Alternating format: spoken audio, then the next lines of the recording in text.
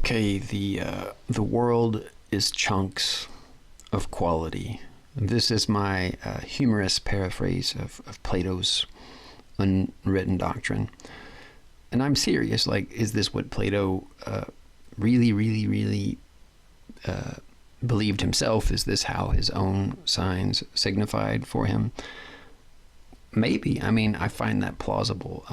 In any case, I feel very strongly about this reading.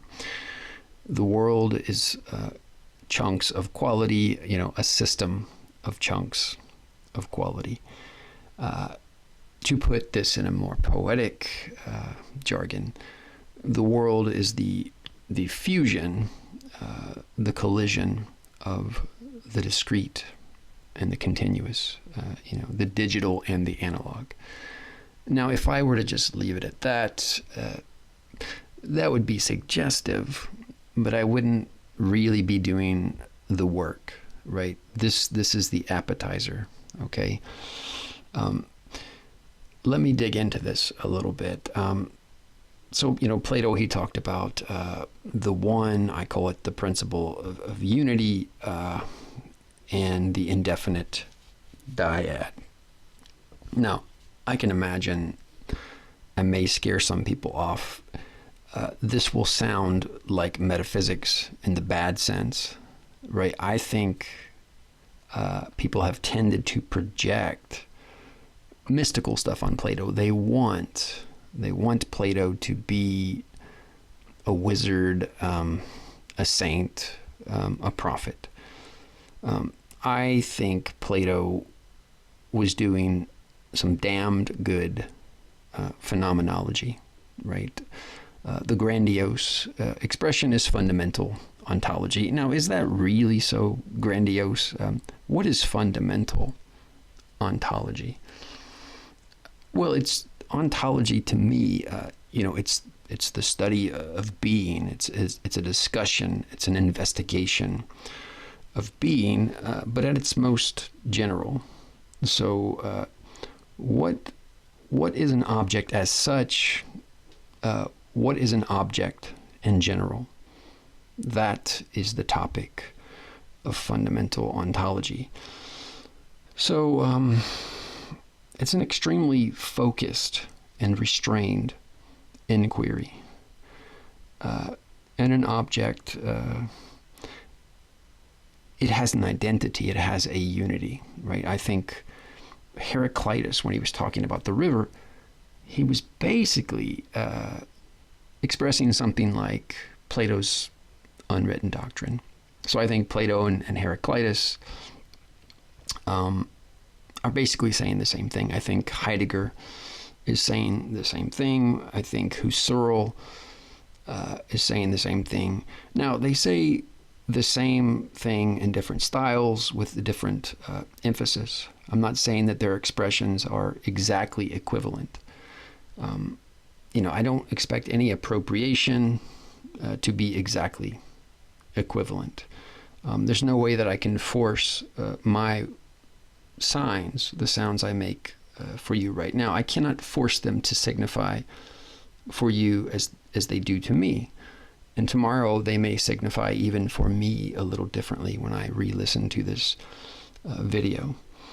And speaking of language, Saussure, the linguist Saussure, his theory on he called it the sound image. It got translated as the acoustic image. This is, in my view, a specification of the Platonic theory in the restricted context. So in a certain sense, a theory of the sign, a correct, a good theory of the sign, you end up getting a good theory of the object in general for free. Okay, so let's see. Should I dig into Saussure first? It doesn't really matter. Once you grasp, there's a structure, right? The point is that phenomenology is not speculative. Plato, Saussure, Heidegger, Heraclitus, they aren't trying to speculate. They saw a structure in the world that they considered basic, and they chained together marks and noises to try to get other people to see it, right? And why would they bother to do this? Well, it's beautiful. It's what is the pleasure of finding structure in reality? I think it increases your sense of being at home. I think it reduces cognitive dissonance. Aristotle famously wrote that men by nature desire to see. So to me, this is closer to pure ontocubism. It has for me, this sharp theoretical beauty. I think a certain kind of psychoanalytic preparation allows you to read Plato in this demystifying way, right? So my point is that the theory I'm going to share, to me, it's a pointing at a structure that is absolutely basic. Just I guess the most basic structure, right? So you're not going to prove it from simpler principles, right? You know how the couch is just in the room and you just take for granted that other people can see it. There is a kind of basis. You just don't have any more living doubt. So yeah, that's just preparatory. I don't think of Plato's unwritten doctrine as being the least bit mystical. My reading is that it's phenomenological. So like I said, the world is, I use this word collision, the collision of the discrete and the continuous. I might say the fusion. But really, the discrete and the continuous are entangled. So the reality is they're like two sides of one coin, right? They're not actually separable. So we kind of have to use what Plato called a bastard discourse. Like it's weird. We are trying to analyze what lives as a unity. So that's why we use the metaphor of collision, fusion, entanglement. So basically the most real thing here is their being together. If I remember correctly, in the book Timaeus, that's where Plato talks about the chora, which is related. You could, if you want to be metaphorical, but don't get too mystical about this. The principle of the one would be like the Father. The principle of the indefinite of the continuum, that would be like the mother. What we actually have is the child, right? So in some sense, yeah, I think actually I'm seeing how brilliant that metaphor is, okay? What we have is, world face. What we have is, reality from each, from our own point of view. That's the child, right? And we're trying to sort of deduce the parents that went into the making of this child. So that is a brilliant analogy, I think, for a structural analysis. So like I said, chunks of quality. So, an object, I've said, from the beginning, this was part of the vision that inspired me to start this channel. So many phrases I've found for it, but the object is the system of its faces. The object is the ideal manifold of its manifestations. Wittgenstein's got this great quote. He's making fun of, a common mistake. In order to find the true artichoke, we divested it of its leaves. So I had to look up pictures of artichokes. I couldn't remember what they looked like. I've eaten them now and then. But the point is, the artichoke is not more than its leaves. The artichoke is not hidden behind its leaves, okay? And the object is not hidden behind its qualities. The object is the unity of its qualities. So, what is this unity, right? This is the principle of the one, right? So, if you think about Plato in ancient Greece, he's doing this hardcore phenomenology, partially inventing it, arguably. He's got to use marks and noises to point, so he's going to invent some of these fundamental metaphors, right? So, a metaphor, when it's fresh, it's an abuse of language, right? Poesis. I'm going to abuse language. I'm going to use this typically pragmatically employed noise and mark, but I'm going to try to do something fancy with it, right? I'm going to try to do fundamental ontology. I'm going to abuse this word. And this is poetry. Poetry is the abuse of language. And we are grateful for it. We're grateful for it when it succeeds. Okay, so the one, right? Anyway, legend has it, because people have written about this. I mean, obviously we know about Plato's unwritten doctrine. As some of you may know, Aristotle was a student at Plato's school. I'm not like some great expert on this stuff, right? I've just read some books, so I'm not going to pretend to be a great expert, right? This is not my, I'm more of a just dig in and whatever, try to find a strong, plausible interpretation. So that's what drives me. Like, oh, I think, I'm on the scent of something. I'm not going to get lost in,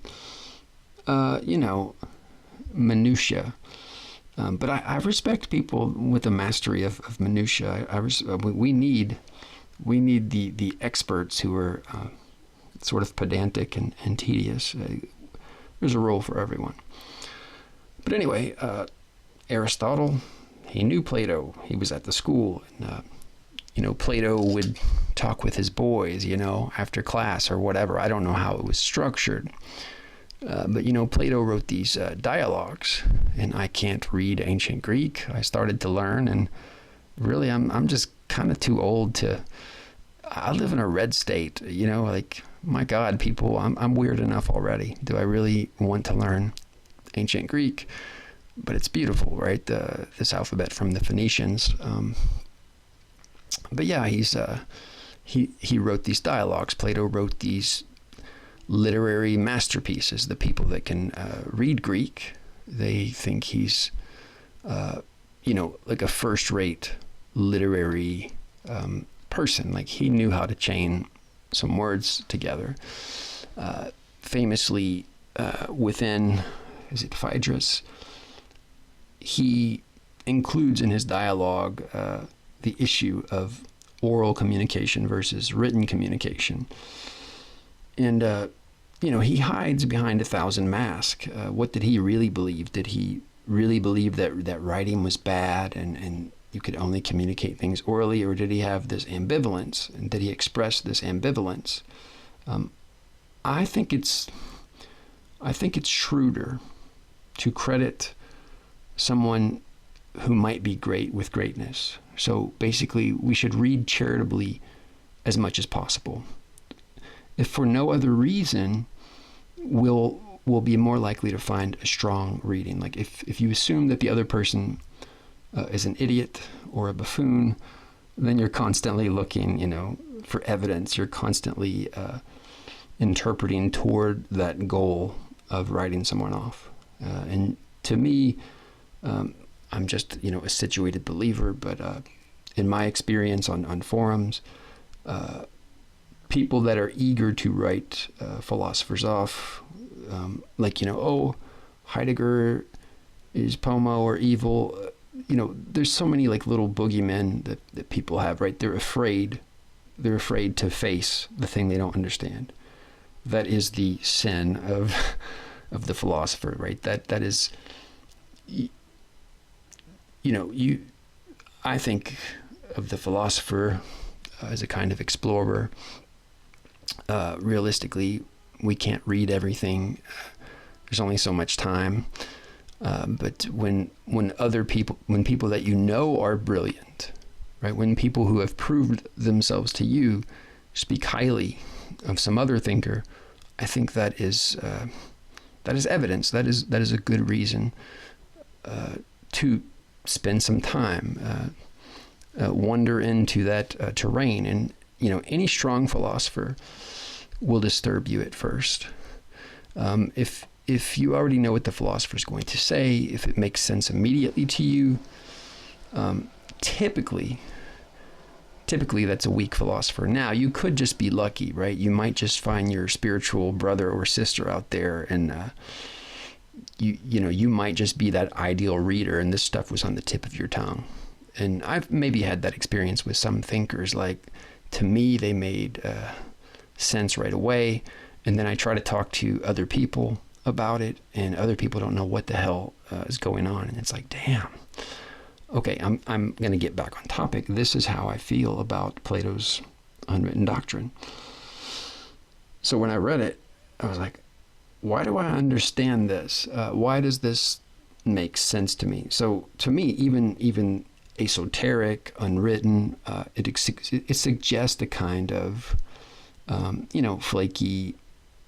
flaky spirituality. And I'm not against spirituality, in general, but there's a lot of like sloppy expression out there. So, I was suspicious. Like, there's this dominant image of Plato as this unworldly person, and you could blame him for that to some degree, but, we appropriate Plato having, our culture has gone through Christianity. So, it's a biased appropriation. So perhaps, the exoticness, academic pretense, like, in some sense, people need Plato not to make sense. They need Plato to be obscure.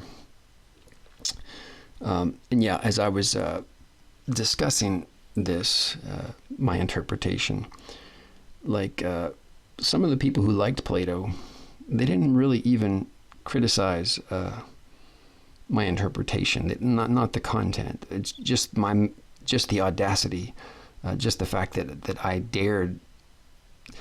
I didn't have the right look. They didn't like the cut of my jib. I was too irreverent, right? I appropriated Plato like someone that maybe I could understand without, undergoing spiritual initiation. Okay, so I realize in some sense this is a digression, but it's legitimate content in terms of the psychoanalytic positivism, in that being honest with yourself about what you're doing as a reader. Am I comporting myself to Plato, as this actual faulty human being who was maybe inspired, who was maybe a visionary in the sense of a great painter or a great composer? Like, that to me makes sense. Like, I believe there are geniuses, but geniuses are really just people who maybe got lucky and had, a moment of inspiration, so they get to sign an expression that discloses the world. So weirdly, their marks and noises allow me to see into the structure of my existence, and my existence is the world from my point of view. So the gnosis has to be repeatable. The goal is a sort of transpersonal validity. But, I can't just immediately see the world through your eyes, and this is why phenomenology has to be discursive, communal. Like, I need to talk to other people to make sure, or to convince myself that the structures that I'm seeing are also there for others. Now, one of the tricky things, which I think should be faced, is for the most part, philosophy, half of philosophy, or one tendency in philosophy has been a flight from looking at mundane existence, right?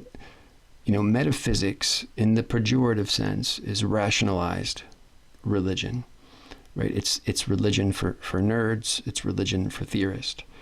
And it's not like I have no taste for it at all, right? In a certain sense, anybody that probably ends up even talking about philosophy and not just talking about literature or music probably has that theoretical tendency. Some part of them has probably wanted the truth about reality, and like I think like this desire to build a system, right, to construct a bulletproof case. I mean, hell, I went to grad school for mathematics. What did I do? I wrote proofs. I wrote proofs for, I would say lots of proofs for 3 or 4 years, and then I kind of fucked around and wrote a lot of code for the last year or two. But a demystified, my favorite word, a demystified approach to proof is you're basically focusing on sharpening your expression. So a proof secures you in your own belief. There's belief hygiene. And then a proof, and I'm not talking about a formal proof. I'm talking about, something you're writing for other humans to read. It's an act of communication. You're making a case that the theorem, the thing that is proved, is a good belief. Like, you can count on this, friend. Now, it's true that you can formalize math to such a degree that it's just like playing chess online. Like, it's computer checkable. And maybe math will move more in that direction. These days I teach math, but I think more about how to teach it, express it. I work in particular mathematical structures that are very discrete. They're so concrete. You might still need proofs, but some of it's so intuitive. It's more like know-how. You just know your way around, and then you're also coding, and you're getting all this feedback that is more empirical. So yeah, somebody like Zeilberger, he's got a nice attitude. Okay,